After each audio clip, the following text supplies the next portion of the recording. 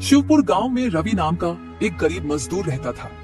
उसकी जिंदगी का एक ही मकसद था, दिन रात मेहनत करके अपने परिवार का पेट भरना। उसकी बूढ़ी माँ बीमार रहती थी, पत्नी घर का काम संभालती थी और 2 छोटे बच्चे थे, जिनकी भूख मिटाने के लिए रवि हर सुबह सूरज निकलते ही काम की तलाश में निकल पड़ता था। लेकिन इस साल गर्मी ने शिवपुर में जैसे कहर बरपा दिया था। सूरज आग बरसा रहा था, लू इतनी तेज थी कि खेतों की फसलें तक सूखने लगी थी। मजदूरों के लिए तो हालात और भी खराब थे।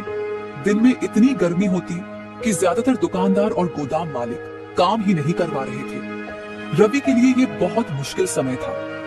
उसकी मजदूरी पहले ही कम हो चुकी थी, ऊपर से माँ की दवाइयां और घर का राशन भी खत्म होने वाला था।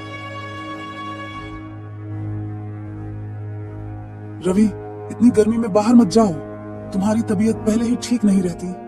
अगर मैं नहीं गया तो घर का चूल्हा कैसे जलेगा? माँ की दवाइयों के लिए पैसे कहाँ से आएंगे?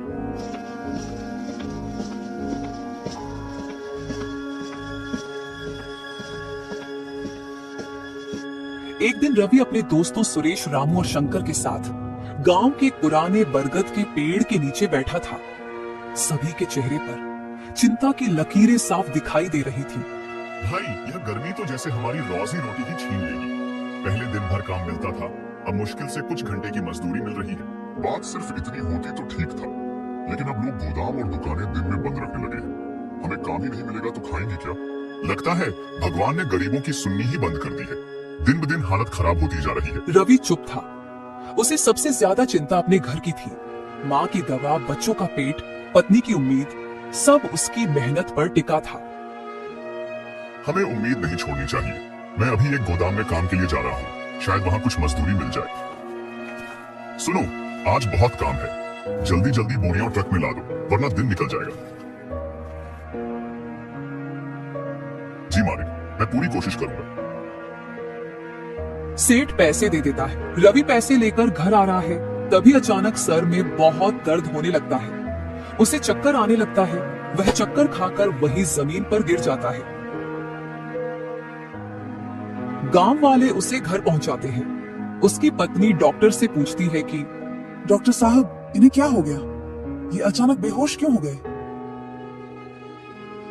और कुछ नहीं हुआ है मैडम जी, बस थोड़ी सी तकलीफ है। इन्हें पानी की कमी हो गई थी, जो कि ठीक हो जाएगी। बस इन्हें काम पे ना जाने दीजिएगा, इनका ख्याल रखिएगा। इन्हें पानी की कमी हुई है। अगर मैं नहीं गया तो घर का चूल्हा कैसे जलेगा? माँ की दवाइयों के लिए पैसे कहाँ से आएंगे? सबसे पहले तुम्हारी सेहत जरूरी है, कुछ न कुछ रास्ता तो निकल ही आएगा। हे भगवान, ये कैसी गर्मी है? अगर मजदूरी नहीं की तो घर में खाना कैसे बनेगा? अगले दिन रवि अपने गांव की सबसे बड़े सेठ के यहाँ जाता है और उनसे कहता है, सेठ जी, मुझे कोई काम मिल सकता है क्या? मेरे घर में खाने के लिए भोजन भी खत्म हो चुका है और मेरे घर में एक वक्त की रोटी भी नहीं बन पा रही है। तो क्या आप मुझे कोई काम दे सकते हैं? मैं बहुत दिनों से काम की तलाश में घूम रहा हूँ, फिर भी मुझे कोई काम ही नहीं दे रहा है। इस गर्मी की वजह से सबका कारोबार बंद पड़ा है। आपके घर में कोई काम हो तो मुझे बताइए, मैं कर दूंगा। अच्छा हुआ, बहुत अच्छा हुआ। तुम जैसे गरीबों के साथ ऐसे ही होना चाहिए। तुम लोग काम तो करते नहीं, बस फ्री का पगार चाहिए, यही सब करते रहो।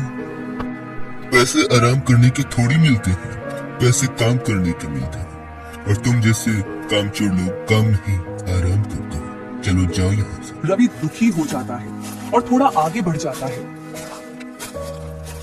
तभी उसके सामने एक बच्चा आता है और वह कहता है, चाचा जी, क्या आपके पास कुछ खाने को है? मैं बहुत दिनों से भूखा हूँ, किसी जंगल में टहल रहा हूँ। मुझे किसी ने कुछ खाने को नहीं दिया। मैं कई दिनों से भूखा हूँ, मुझे कुछ खाने को दे दीजिए ना। बेटा, मेरे पास खाने के लिए कुछ भी नहीं है। तुम मेरे घर चलो, शायद मैं वहाँ पर तुम्हें कुछ खिला सकूं, क्योंकि हमने बहुत दिनों से कुछ नहीं खाया है और मैं काम की तलाश में निकला हूँ। अगर आज मुझे कोई काम मिल जाए तो मेरा परिवार एक वक्त का भोजन भी कर पाए। रवि बहुत ही आश्चर्यचकित होता है। तभी उसे सामने एक बहुत रोशनी चमकती है और उसके सामने खजाने का संदूक आ जाता।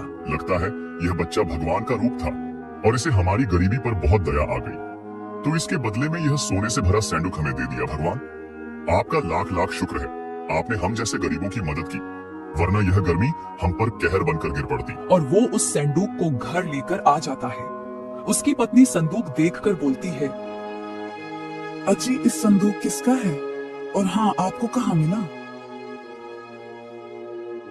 रवि की पत्नी उसकी बातें सुनकर बहुत खुश होती है और कहती है, हाँ, यह तो बहुत अच्छी बात है। हाँ, भाग्यवान। अब मैं इन्हें बेचकर एक अच्छा कारोबार शुरू करूंगा, जिसे मेरे जैसा गरीब लोग मिलकर एक साथ बेचेंगे और गरीबों की मदद के लिए अच्छे पैसे कमाएंगे। भगवान करे कि आपका कारोबार खूब चले और आपके कारोबार में बढ़ोतरी हो। रवि उन पैसे से एक नया रोजगार शुरू करता है और अपने साथ अपने दोस्तों को भी काम पर लगाता है और वह सभी मिलकर एक साथ कारोबार चलाने लगते हैं। शिक्षा भगवान गरीब के रूप में क्यों आते हैं? भगवान गरीब के रूप में हमारे द्वार पर आ सकते हैं ताकि वे हमें परीक्षा ले सके और देख सके कि हम गरीबों के प्रति कितने सहानुभूतिपूर्ण और दयालु हैं।